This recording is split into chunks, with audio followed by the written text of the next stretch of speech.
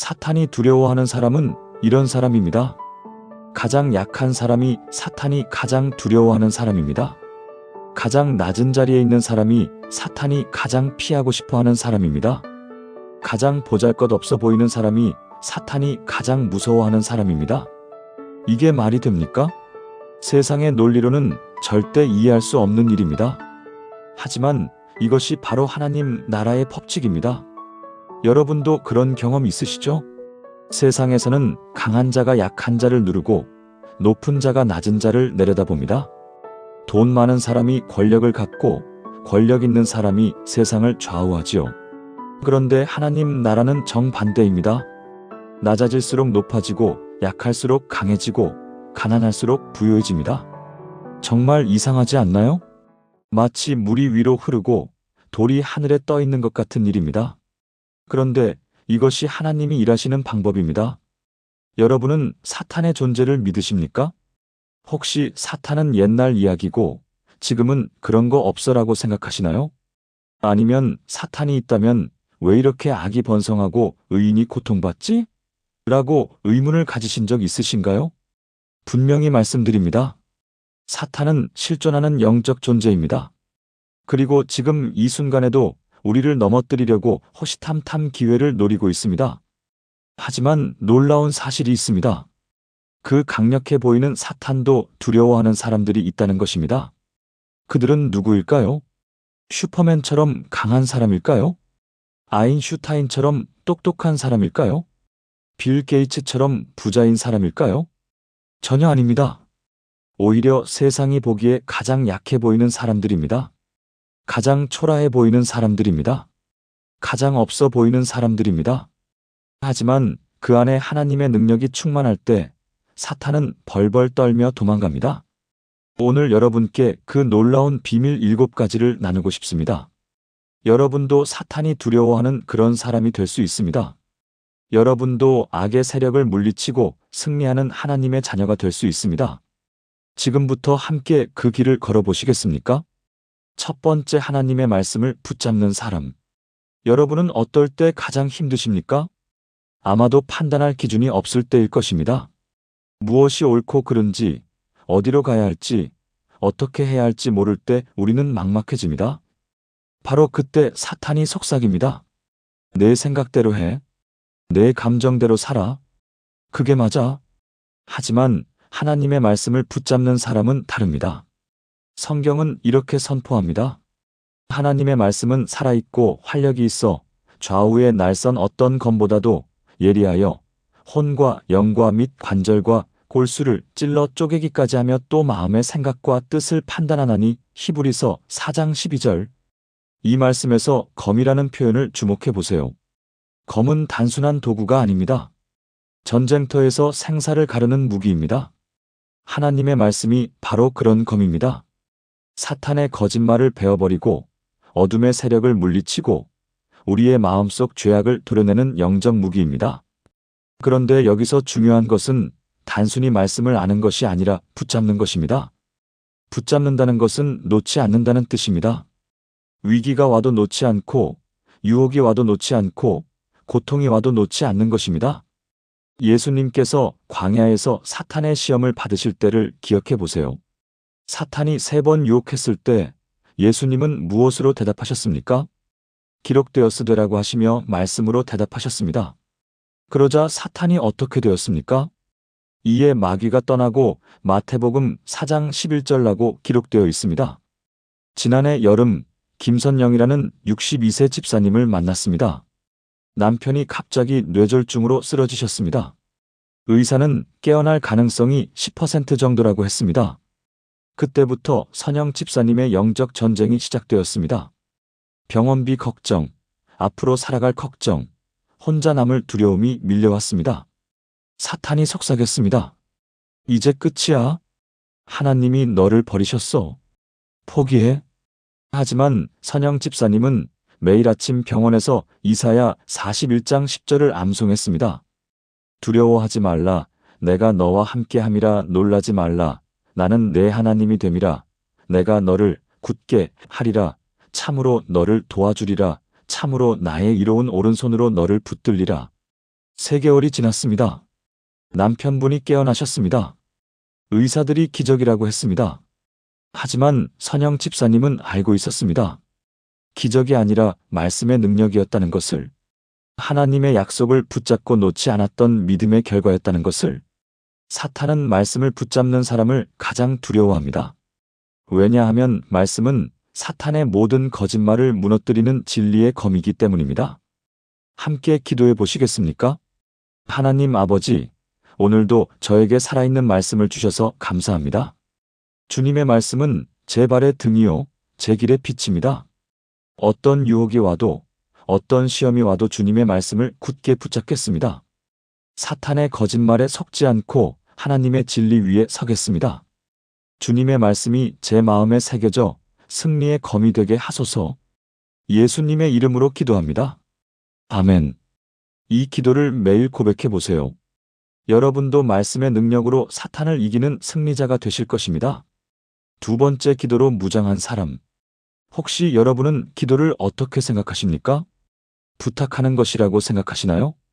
아니면 마음의 평안을 얻는 방법이라고 여기시나요?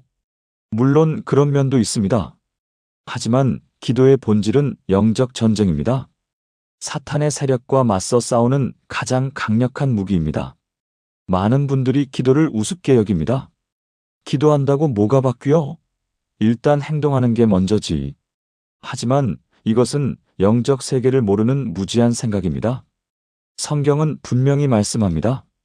모든 기도와 간구를 하되 항상 성령 안에서 기도하고 이를 위하여 깨어 구하기를 항상 힘쓰며. 에베소서 6장 18절. 에베소서 6장은 영적 전쟁에 대한 말씀입니다. 하나님의 전신갑주를 입고 악한 영들과 싸우라고 하시면서 마지막에 기도를 명령하십니다. 왜일까요? 기도야말로 모든 영적 무기를 작동시키는 원동력이기 때문입니다. 기도하지 않는 믿음의 무기는 녹슨 칼과 같습니다. 기도하지 않는 말씀은 펼치지 않은 책과 같습니다. 기도할 때 비로소 하나님의 능력이 우리 안에서 역사하기 시작합니다. 사탄은 기도하는 사람을 가장 싫어합니다.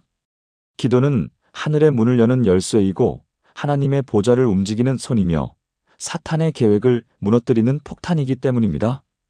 기도로 무장한 사람은 어떤 사람일까요? 첫째, 정기적으로 기도하는 사람입니다. 감정이 좋을 때만 기도하고 어려울 때만 기도하는 사람이 아닙니다. 매일 정해진 시간에 꾸준히 기도하는 사람입니다. 둘째, 구체적으로 기도하는 사람입니다. 하나님, 축복해 주세요가 아니라 하나님, 제 아들의 취업을 위해서 오늘 면접에서 담대함을 주시고 면접관들의 마음을 움직여 주세요라고 기도하는 사람입니다. 셋째, 간절히 기도하는 사람입니다. 형식적으로 하는 기도가 아니라 마음을 다해서 눈물을 흘려가며 온 영혼을 쏟아서 하는 기도입니다. 작년 겨울, 박정호라는 45세 권사님의 이야기입니다. 20년 동안 다니던 회사에서 갑자기 구조 조정을 당했습니다. 나이가 많아서 재취업도 쉽지 않았습니다. 2아이의 대학 등록금이 막막했습니다. 처음 몇 달은 이력서를 넣고 면접을 다녔지만 번번이 떨어졌습니다. 6개월이 지나자 절망이 밀려왔습니다. 내가 뭘 잘못했나? 하나님이 나를 버리신 건가? 바로 그때 사탄이 속삭였습니다. 너는 실패자야. 가족들에게 짐덩어리가 되었어. 차라리 사라져버려. 하지만 정호 권사님은 무릎을 꿇었습니다. 새벽 4시부터 1시간씩 기도하기 시작했습니다. 하나님, 제가 어떤 자리에서든 하나님의 영광을 드러내겠습니다. 제 가족을 책임져 주세요. 제게 새로운 기회를 주세요. 3개월째 되던 어느 날 예상치 못한 곳에서 연락이 왔습니다. 15년 전에 잠깐 일했던 회사의 사장님이었습니다. 정호 씨, 우리가 새로운 사업을 시작하는데 경험 있는 사람이 필요해요. 와서 도와주세요. 그 회사는 이전 회사보다 연봉도 높았고 복지도 좋았습니다. 더 놀라운 것은 새로운 일터에서 3명의 동료가 교회에 나오게 된 것입니다. 정호 권사님의 기도가 단순히 취업만 해결한 것이 아니라 복음의 통로까지 열어준 것입니다. 기도는 우리의 문제만 해결하는 것이 아닙니다. 하나님의 나라를 확장시키는 놀라운 도구입니다. 사탄은 이런 기도의 능력을 알기 때문에 우리가 기도하지 못하도록 온갖 방법으로 방해합니다. 바쁘게 만들고 피곤하게 만들고 의심하게 만듭니다. 하지만 기도로 무장한 사람은 이 모든 방해를 뚫고 하나님 앞에 나아갑니다. 함께 기도해 보시겠습니까? 전능하신 하나님, 기도의 능력을 깨닫게 해주셔서 감사합니다. 기도가 단순한 의식이 아니라 영적 전쟁의 무기임을 믿습니다. 매일 정해진 시간에 주님 앞에 나아가는 기도의 용사가 되게 하소서. 구체적으로 간절히 믿음으로 기도하게 하시고 주님의 놀라운 응답을 경험하게 하소서. 사탄의 모든 방해와 회방을 물리치고 기도의 승리자가 되게 하소서. 예수님의 이름으로 기도합니다. 아멘. 여러분의 무릎이 사탄을 떨게 만드는 기도의 제단이 되기를 축복합니다. 세 번째, 겸손한 마음을 가진 사람. 여러분은 언제 가장 교만해지시나요? 아마도 일이 잘 될 때, 칭찬받을 때, 성공했을 때일 것입니다. 반대로 언제 겸손해지시나요? 실패했을 때, 어려울 때, 도움이 필요할 때일 것입니다. 그런데 놀라운 사실이 있습니다. 사탄이 가장 두려워하는 것은 겸손한 사람입니다. 왜일까요? 사탄의 정체를 알면 이해가 됩니다. 사탄은 원래 루시퍼라는 천사장이었습니다. 하나님께 받은 능력과 아름다움에 교만해져서 하나님과 같아지려고 했습니다. 그래서 하늘에서 쫓겨났습니다. 사탄의 본질은 교만입니다. 하나님보다 높아지려 하고 자기를 드러내려 하고 자기 뜻대로 살려고 하는 것입니다. 성경은 이렇게 경고합니다. 하나님이 교만한 자를 물리치시고 겸손한 자에게 은혜를 주신다. 야고보서 4장 6절. 교만한 자는 하나님이 물리치십니다. 하지만 겸손한 자에게는 은혜를 주십니다. 은혜란 받을 자격이 없는 자에게 주시는 하나님의 선물입니다. 겸손한 사람에게 하나님의 은혜가 임할 때 사탄은 꼼짝할 수 없습니다. 왜냐하면 하나님의 은혜 앞에서는 사탄의 모든 능력이 무력해지기 때문입니다. 겸손이란 무엇일까요? 자신을 낮추는 것입니다. 자기 의를 내려놓는 것입니다. 하나님 앞에서 자기가 얼마나 부족한 존재인지 인정하는 것입니다. 그런데 많은 사람들이 겸손을 오해합니다. 겸손을 비굴하거나 소극적인 것으로 생각합니다. 아닙니다. 진짜 겸손은 오히려 담대함을 가져다 줍니다. 자기 능력에 의존하지 않고 하나님의 능력에 의존하기 때문에 어떤 문제도 두렵지 않습니다. 다윗이 골리앗 앞에서 담대할 수 있었던 것도 겸손 때문이었습니다. 다윗은 자기 힘을 자랑하지 않았습니다. 오히려 너는 검과 창과 단창으로 내게 나아오거니와 나는 만군의 여호와의 이름 곧 내가 모욕하는 이스라엘 군대의 하나님의 이름으로 내게 나아가노라. 사무엘상 17장 45절라고 고백했습니다. 완전히 하나님의 능력에 의존한 겸손한 고백입니다. 그 결과 골리앗이 쓰러졌습니다. 6개월 전 이미영이라는 38세 자매를 만났습니다. 미영 자매는 대기업 과장으로 성공가도를 달리고 있었습니다. 능력도 뛰어나고 성격도 좋아서 동료들의 인정을 받고 있었습니다. 그런데 어느 날부터 이상한 일들이 연속으로 일어났습니다. 실수 없이 하던 일에서 계속 실수가 났습니다. 동료들과의 관계도 갑자기 어색해졌습니다. 상사의 질책도 늘어났습니다. 무엇보다 기도가 막혔습니다. 말씀도 은혜가 되지 않았습니다. 6개월 동안 이런 상태가 지속되자 미영 자매는 절망했습니다.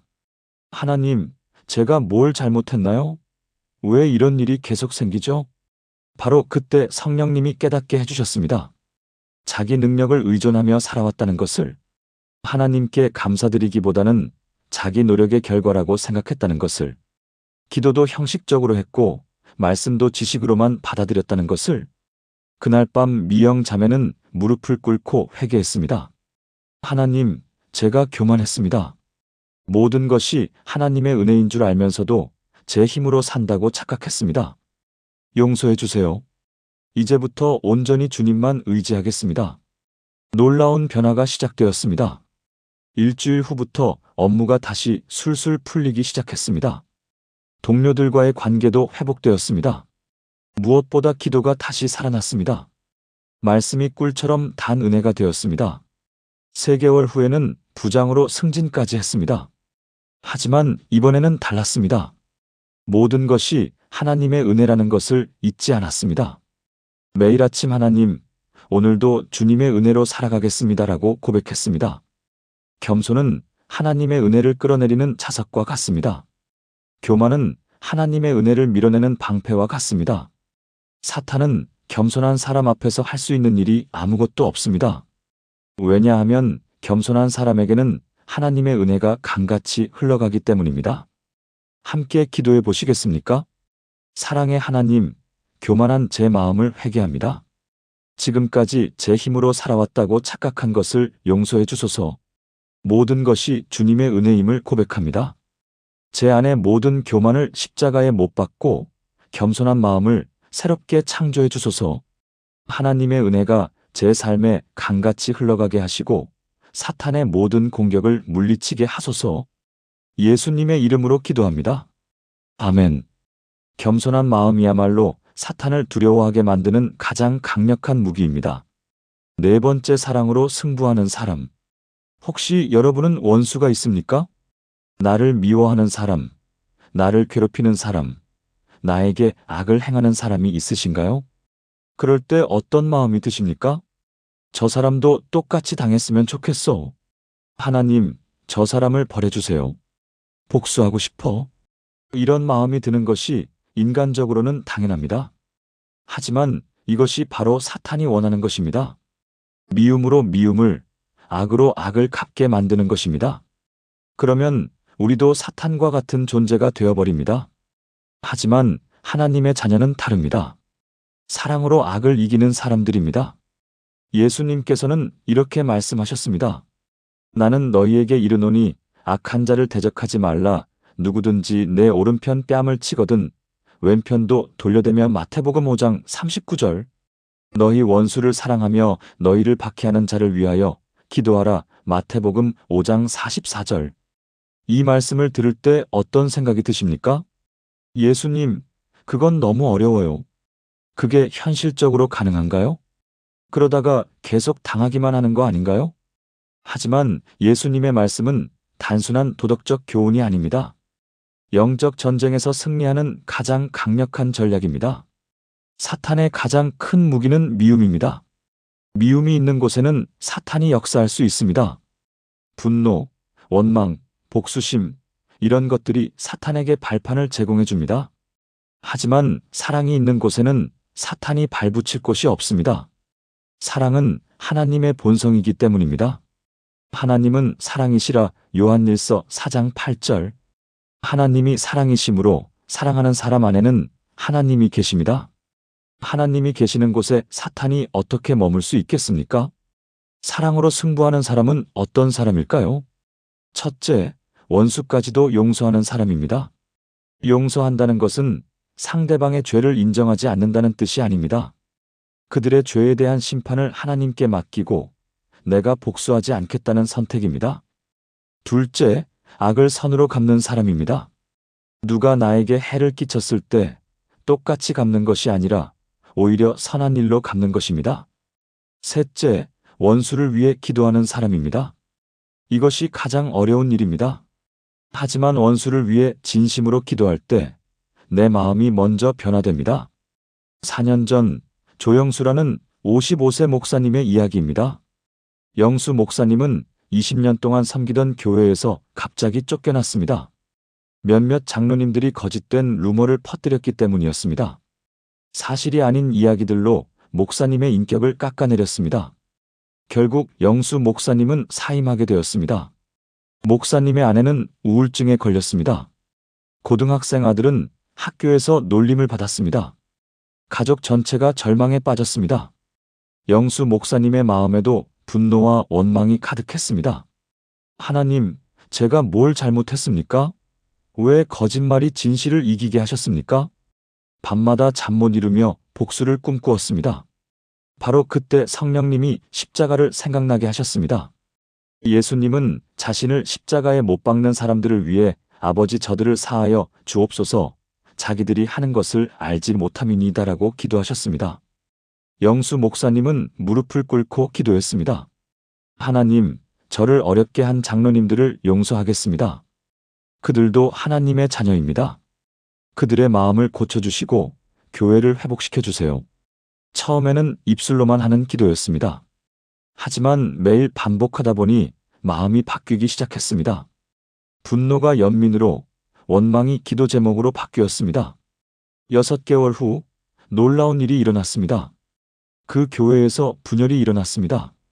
영수 목사님을 내쫓은 장로님들 사이에서 권력 다툼이 벌어진 것입니다. 그제서야 교인들이 영수 목사님의 진실을 알게 되었습니다. 교인의 70%가 목사님께 돌아와서 사과했습니다. 하지만 영수 목사님은 복직하지 않았습니다.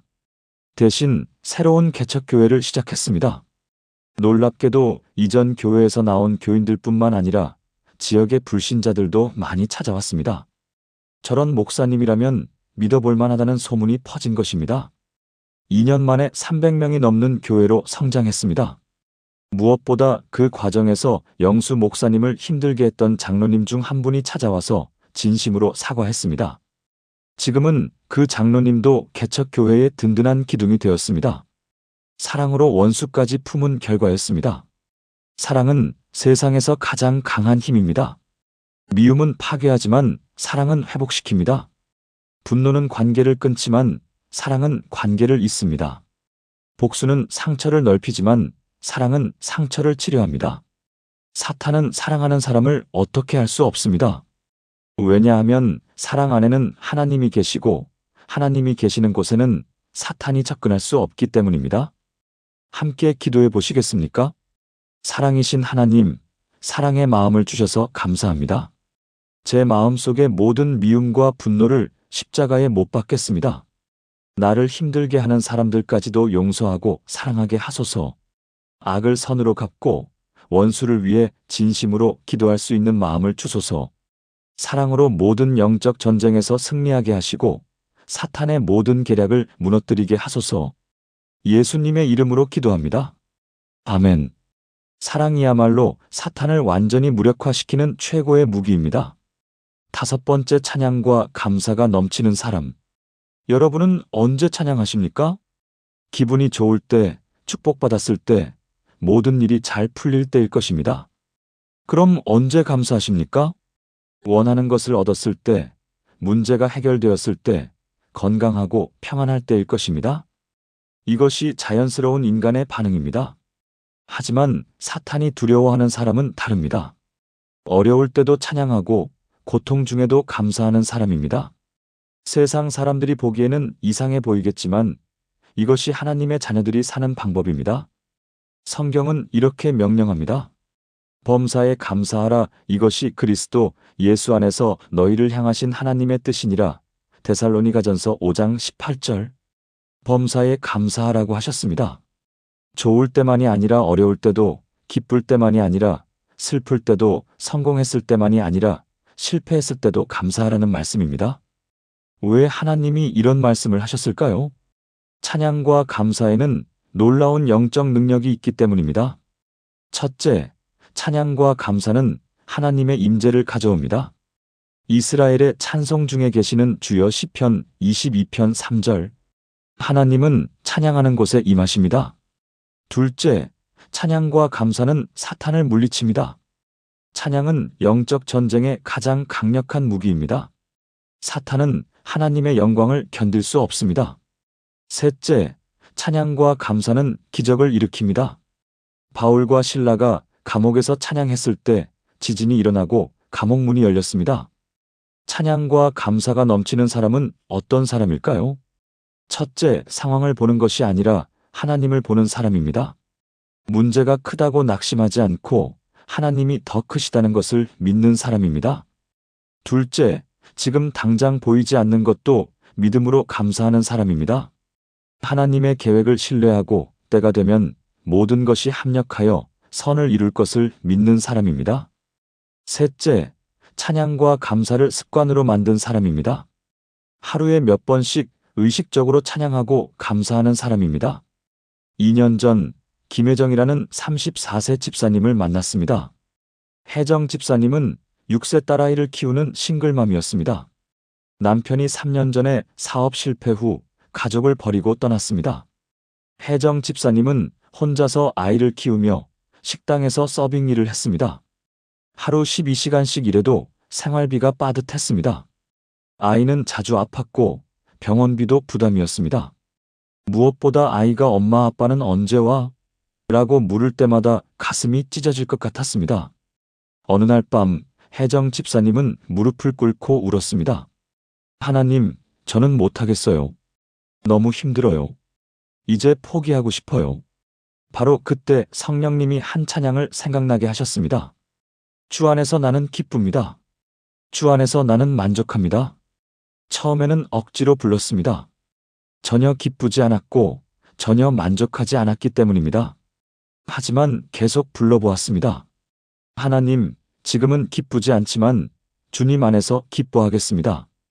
지금은 만족하지 않지만 주님 안에서 만족하겠습니다. 그러자 마음의 변화가 일어나기 시작했습니다.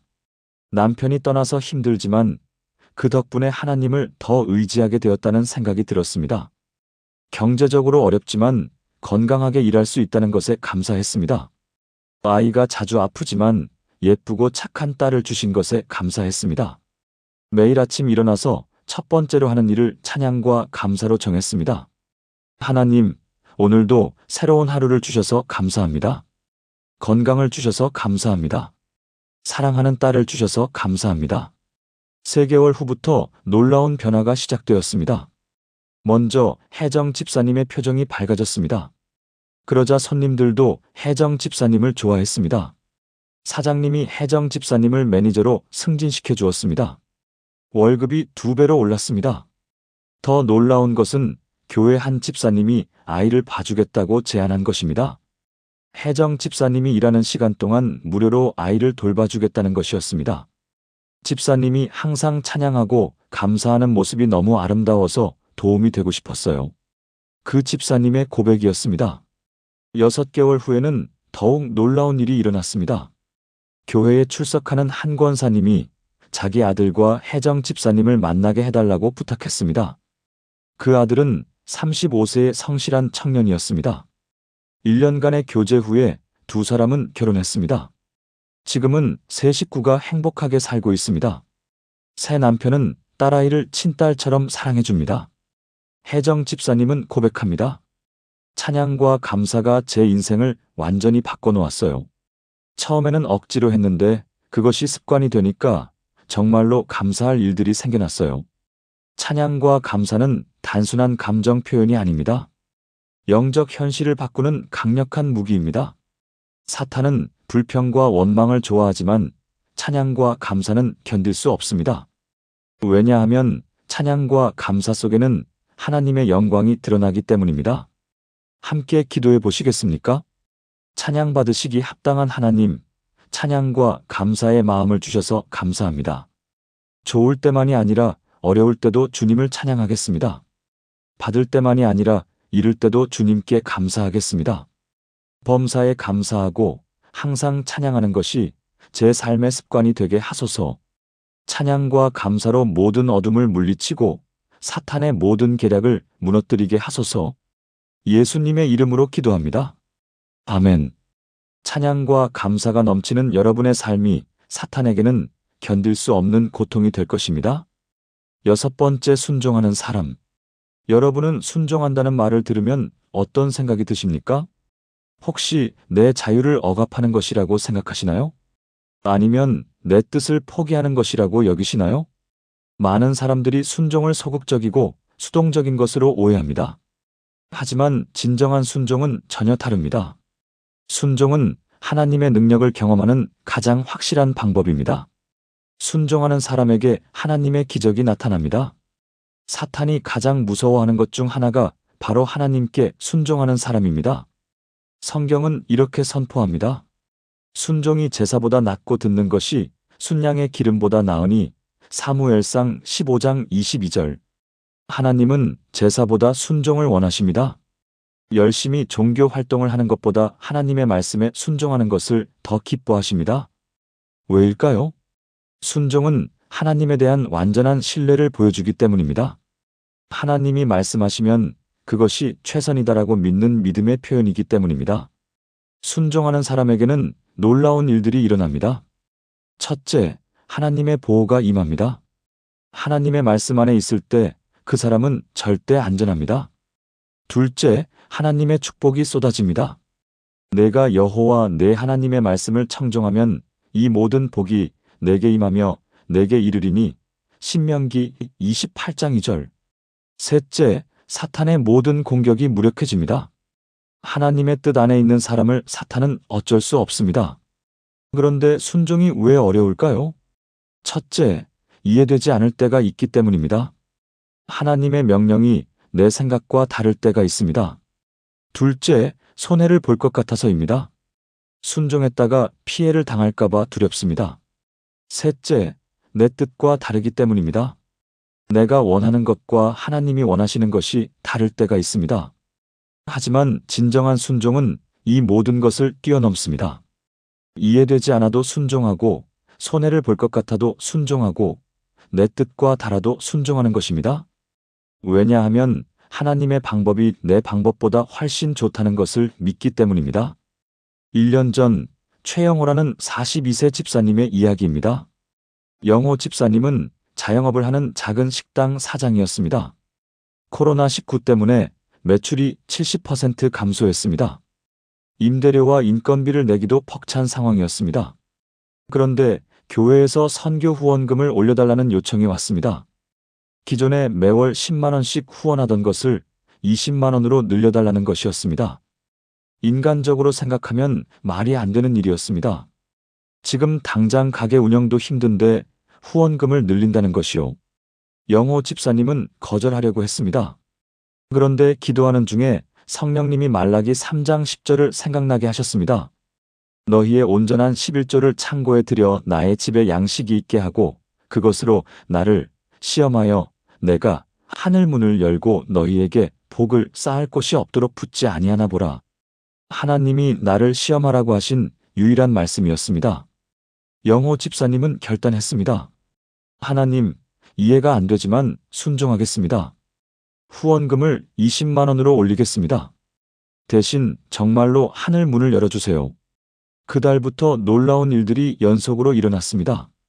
첫째, 단골 손님들이 갑자기 늘어났습니다. 둘째, 새로운 메뉴가 대박이 났습니다. 셋째, 근처에 대기업 사옥이 생기면서 점심시간마다 사람들이 몰려왔습니다. 3개월 만에 매출이 코로나 이전보다 50% 증가했습니다. 6개월 후에는 지점을 하나 더 낼 수 있었습니다. 1년 후에는 직원을 10명이나 고용하는 사장이 되었습니다. 무엇보다 놀라운 것은 영호 집사님의 간증을 듣고 5명의 불신자가 교회에 나오게 된 것입니다. 정말 하나님이 살아계시는구나라고 고백하며 예수님을 영접했습니다. 영호 집사님은 지금도 고백합니다. 순종은 손해가 아니라 최고의 투자였어요. 하나님께 순종할 때 상상도 못할 복이 쏟아져 내려왔어요. 순종은 하나님의 놀라운 능력을 경험하는 열쇠입니다. 순종하는 순간 하늘 문이 열리고 하나님의 기적이 시작됩니다. 사탄은 순종하는 사람을 가장 두려워합니다. 왜냐하면 순종하는 사람에게는 하나님의 모든 능력이 함께하기 때문입니다. 노아가 순종했을 때 온 가족이 구원받았습니다. 아브라함이 순종했을 때 복의 근원이 되었습니다. 다윗이 순종했을 때 골리앗을 이겼습니다. 여러분도 순종할 때 놀라운 기적을 경험하게 될 것입니다. 사탄이 가장 무서워하는 것은 하나님께 절대 순종하는 사람입니다. 왜냐하면 그런 사람 앞에서는 사탄의 모든 계략이 무너지기 때문입니다. 함께 기도해 보시겠습니까? 순종을 기뻐하시는 하나님, 순종의 마음을 주셔서 감사합니다.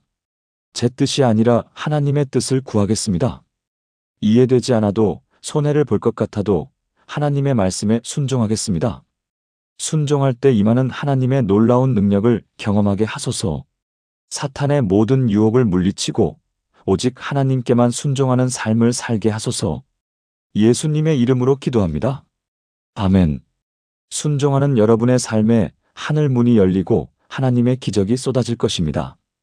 7번째, 끝까지 믿음을 지키는 사람. 여러분은 포기하고 싶었던 순간이 있으십니까? 더 이상 못 견디겠다고 생각한 적이 있으신가요?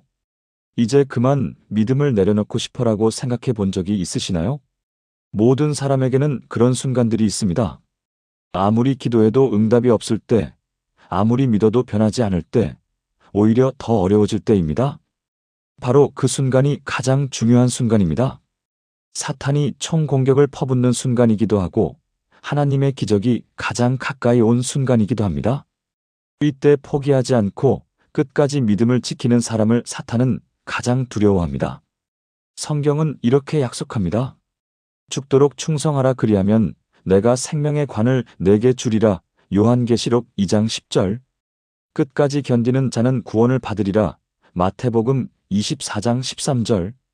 끝까지 견디고 끝까지 충성하고 끝까지 믿음을 지키는 사람에게 하나님은 생명의 관을 주신다고 약속하셨습니다. 여기서 끝까지라는 말이 중요합니다. 처음에만 열심히 하는 것이 아니라 끝까지 지속하는 것입니다. 좋을 때만 믿는 것이 아니라 어려울 때도 믿는 것입니다. 사람들이 박수 쳐줄 때만이 아니라 아무도 알아주지 않을 때도 믿음을 지키는 것입니다. 사탄의 전략을 아십니까? 사탄은 우리를 한 번에 넘어뜨리려고 하지 않습니다. 대신 조금씩 지치게 만들어서 결국 포기하게 만듭니다. 마치 물방울이 바위를 뚫듯이 계속 두드려서 우리의 믿음을 무너뜨리려고 합니다. 이번 한 번만 타협해봐. 잠깐만 쉬어가도 괜찮아. 다른 사람들도 다 그렇게 살아. 이런 속삭임으로 우리를 서서히 무너뜨리려고 합니다. 하지만 끝까지 믿음을 지키는 사람은 이 모든 유혹을 뚫고 승리합니다. 끝까지 믿음을 지키는 사람의 특징이 무엇일까요? 첫째, 과정보다 결과를 보는 사람입니다. 지금 당장의 어려움보다 하나님이 주실 최종 승리를 바라보는 사람입니다. 둘째, 사람의 평가보다 하나님의 인정을 구하는 사람입니다. 사람들이 뭐라고 하든 하나님이 기뻐하시는 일을 계속하는 사람입니다. 셋째, 감정보다 약속을 붙잡는 사람입니다.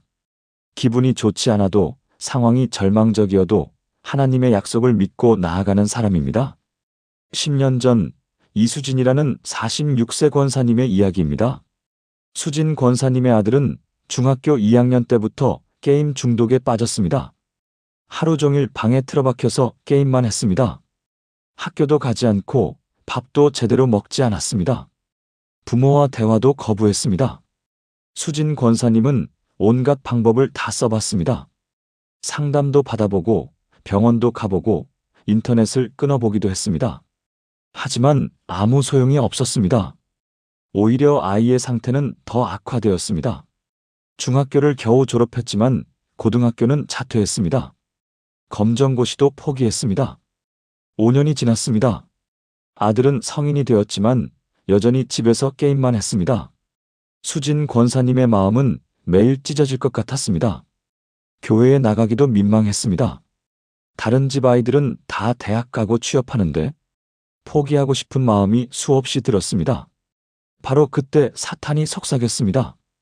이제 그만 기도해. 소용없어. 내 아들은 평생 그렇게 살 거야. 하지만 수진 권사님은 무릎을 꿇었습니다. 하나님, 제가 포기하려고 했습니다. 하지만 주님은 포기하지 않으시죠? 끝까지 기도하겠습니다. 끝까지 믿겠습니다. 그날부터 수진 권사님의 기도가 달라졌습니다. 아들의 변화를 위해서 기도하기보다는 자기 자신의 믿음이 흔들리지 않기를 기도했습니다. 하나님, 아들이 언제 변화될지는 모르겠지만 제 믿음만큼은 흔들리지 않게 해주세요. 8년째 되던 어느 날 기적이 일어났습니다. 아들이 방에서 나와서 말했습니다. 엄마, 미안해. 이제 제대로 살고 싶어. 그 후 아들은 검정고시를 통과했습니다. 대학에도 들어갔습니다.